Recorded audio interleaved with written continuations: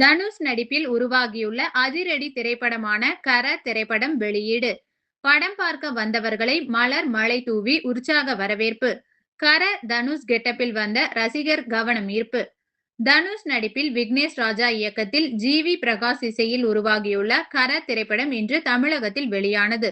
பெரும் எதிர்பார்ப்புக்கிடையே அதிரடி திரைப்படமாக உருவாகியுள்ள கர வெளியானதை முன்னிட்டு கோவையில் திரையரங்கம் முன்பாக உற்சாக கொண்டாட்டத்தில் ஈடுபட்டனர். கோவை துடியலூர் பகுதியில் உள்ள திரையரங்கில் கோவை மாவட்ட தனுஷ் தலைமை நண்பர்கள் நற்பணி மன்றம் சார்பாக மலர் மழை தூவி படம் பார்க்க வந்தவர்களை வரவேற்பு வழங்கப்பட்டது.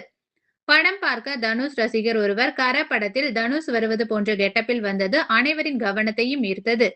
தங்கள் அபிமான நடிகரின் திரைப்படத்தை காண ரசிகர்கள் உற்சாகமாக திரையரங்கத்திற்கு வந்து கொண்டாட்டத்தில் ஈடுபட்டனர்.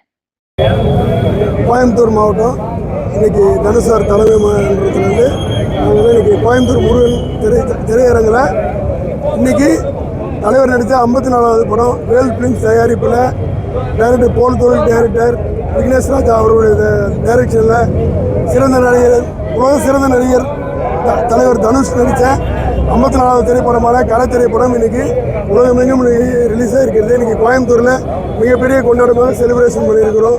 இன்னைக்கு படம் வந்து கண்டிப்பாக மிகப்பெரிய வெற்றி தான். படத்தை பார்க்கறதுக்கு எல்லாரும் ஆர்வமாக இருக்கிறாங்க. பொதுமக்கள்லாம்